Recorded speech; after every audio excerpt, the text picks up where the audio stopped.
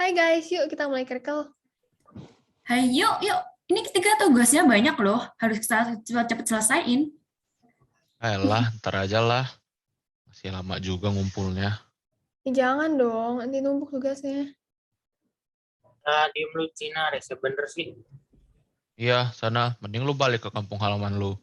Gara-gara lu bawa virus nih, jadinya kita semua diem di rumah setahun. Dasar, bawa sial. Ngapain sih masih numpang di Indonesia? Cabut sana pergi jauh-jauh. Ya apaan sih kok gitu ngomongnya? Iya, apaan sih kalian? Kasian tahu Josephine. Kok kalian rasis banget gitu sih? Mending lu diem deh. Sehebat banget sih lu. Mau jadi jagoan. Iya, mending lu diem. HP aja masih Blueberry. Dasar miskin. Apaan sih kalian nih? Orang dari mau nugas kok jadi kayak gini? Tahu lu pada nggak jelas banget dah. Nggak seneng aja lu sih, Fit. Kalian kira itu keren ya kayak gini? Kayaknya enggak deh, guys. Keren lah, modis gitu loh. Gak kayak lu, kampungan. Yuk, nggak level banget deh. Kok ini kita malah jadi berantem sih? Jangan gitu dong, guys. Kita tuh lagi kerja kelompok, bukan mau berantem. Kenapa, Gap? Lu ngebela mereka? Biarin aja, Gap. Mereka kan nggak selevel sama kita. Bener, biarin aja. Mereka sahabatan loh, berdua. Cocok. Kalian nggak boleh gitu dong, guys. Mereka tuh juga teman kita tahu. Udah lah, Gap, biarin aja. Orang kayak mereka mah susah buat ngehargain orang lain. Ya bener nggak ada toleransi sama sekali. Udah deh, gue bad mood banget sumpah. Gak usah kerkel lah hari ini. Bener. Gue leave aja. Bye. Tuh kan, gara-gara kalian loh, si Joyce sama si Jose jadi live sebeneran. Apaan dah, orang cuma bercanda. Baper banget ya lah. Iya, makanya nggak asik banget sih jadi orang. Candaan kalian tuh nggak lucu tau. Kalian sadar nggak sih kalau omongan kalian itu nyakitin hati mereka? Nah, tapi kan yang kita omongin juga fakta. Tapi kan nggak boleh gitu, guys. Kalian tuh juga harus menghargai sikap toleransi. Nye. Kalian tuh harus menghargain satu sama lain loh. Kalian nggak boleh rasis kayak gitu. Kalau kalian kayak gini aja, kalian tuh sama aja udah nyanyain para pejuang HAM di Indonesia. Emang ada? Ya ada lah. Masa lo pada nggak tahu siapa itu Yap Yam Hien? Kagak, emangnya dia siapa? Jadi, Iya, siapa ya? Kayak pernah dengar. Oke, jadi dengerin dulu nih. Jadi Yap Yam Hien itu adalah seorang pengacara keturunan Indonesia di Aceh dan ia bersuku Tionghoa. Beliau merupakan seorang pejuang HAM, namanya saja bahkan diabadikan sebagai nama penghargaan kepada orang-orang yang berjasa di penegakan HAM. Wih, keren juga. Kok bisa sih?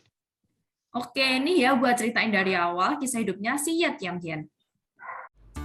Yap Yam Hien, atau yang sering disapa dengan John, adalah seorang pengacara Indonesia keturunan Tionghoa yang berasal dari Aceh.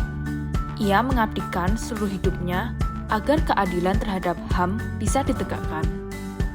Pada usia 9 tahun, Ibu Yam Hien meninggal dunia. Ia dan kedua orang adiknya kemudian dibesarkan oleh seorang perempuan Jepang bernama Sato Nakashima, yang merupakan seorang kunik dari kakeknya sendiri. Saat kecil, Yap Tian Hien belajar di salah satu sekolah pada Banda Aceh. Kemudian, pada tahun 1920-an, ayahnya, Yap Sineng, membawa Tiam Hien dan adiknya pindah ke Batavia. Tiam Hien pun pindah sekolah dan kembali melanjutkan pembelajarannya di Mulo di Batavia. Lalu setelah itu, ia meneruskan pendidikannya ke AMS A2 dengan program Bahasa Barat dan lulus pada 1933. Tak lama kemudian, ia menjadi guru selama beberapa tahun. Pada awal 1946, Yap berkesempatan untuk bekerja pada sebuah kapal pemulangan orang-orang Belanda yang kemudian mengantarkan dia ke Belanda untuk melanjutkan studinya di jurusan hukum di Universitas Leiden. Lalu, pada tahun 1948, Yap kembali pulang ke Indonesia dan menikah. Ia kemudian mulai menjadi pengacara untuk orang berdarah Tionghoa di Jakarta. Untuk memperkuat perlawanan terhadap penindasan dan tindak diskriminatif yang sering dialami oleh keturunan Tionghoa, Yap ikut pendidikan Baperki.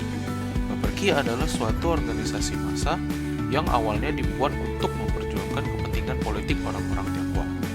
Ia juga salah satu orang Tionghoa pertama yang menjadi seorang anggota DPR dan juga konstitusi. Selama menjadi pengacara, Yap tidak takut untuk membela pedagang yang tempatnya usahanya tergusur oleh pemilik gedung di Pasar Senen. Yap juga merupakan anggota pendiri Yayasan Lembaga Bantuan Hukum Indonesia atau YLBHI. Pada era Bung Karno, Yap menulis artikel yang menghimbau Presiden agar membebaskan sejumlah tahanan politik seperti Muhammad Natsir, Muhammad Roem, Mokhtar Lubis, Subadio, Syahrir, dan Princen. Begitu pula saat peristiwa G30 SPKI. Yap, yang dikenal sebagai seorang tokoh anti komunis, ia bahkan berani membela para tersangka G30S. Ia juga membuktikan nasionalisme tidak dapat dikaitkan dengan nama yang disandang seseorang. Buktinya, pada masa Orde Baru, ia tidak mengganti nama Tionghoa terakhirnya. Walaupun ada himbauan dari pemerintah bahwa orang Cina di Indonesia harus mengganti nama Tionghoa mereka. Ia juga membela Subandrio, bekas Perdana Menteri yang menjadi sasaran cacian massa pada awal Orde Baru. Pembelaan Yap yang detail dan teliti membuat hakim-hakim militer menjadi bingung dan kesal untuk menjatuhkan hukuman terhadap Subandrio. Yap juga seorang tokoh yang anti korupsi. Bahkan pada tahun 1968, ia sempat ditahan selama seminggu dikarenakan ketangguhannya dalam menentang korupsi di lembaga pemerintah. Pada peristiwa Malari atau Malapetaka 15 Januari pada tahun 1974, Yap juga ikut membela para aktivis mahasiswa. Ia pun ditahan tanpa proses peradilan. Ia dianggap menghasut mahasiswa agar mereka melakukan demonstrasi besar-besaran. Yap bahkan diberi penghargaan gelar doktor honoris causa karena ia dikenal sebagai pengabdi hukum sejati. Namun, dalam perjalanannya untuk menghadiri konferensi internasional lembaga donor untuk Indonesia di Brussel, Belgia, Yap menderita penyakit pendarahan usus. Setelah 2 hari dirawat di Rumah Sakit Santo Agustinus Brussel, Yap mengembuskan nafas terakhirnya pada tanggal 25 April 1989. Jenazahnya kemudian diterbangkan ke Jakarta. Moral dari film pendek berikut adalah bahwa kita sebagai manusia harus bisa saling menghargai hak asasi dari setiap orang, tanpa membeda-bedakan latar belakang orang tersebut. Suku, ras, agama, dan budaya bukan menjadi hambatan bagi kita untuk menghargai hak asasi orang lain. Begitu juga dalam pemberlakuan hukum, yang seharusnya tidak ada tindakan diskriminasi.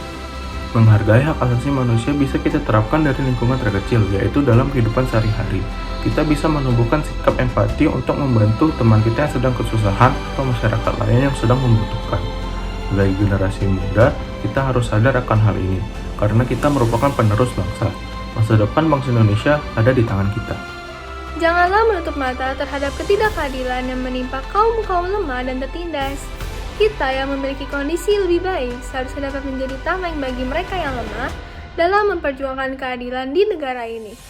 Jika suatu saat Anda diberi kepercayaan untuk menjadi seorang pemimpin, jadilah seorang pemimpin yang jujur dan adil. Jangan egois hanya untuk memenuhi kebutuhan pribadi.